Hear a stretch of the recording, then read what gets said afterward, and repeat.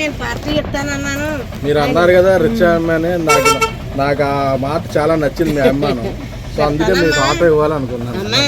నా భర్త ముసలుడైనా నేను అన్న మాటకి పెడతానన్నాను.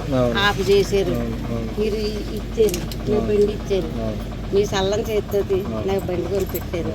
చెప్తానన్న మాట నాకు ఈ ఆనందం చాలు బాబు.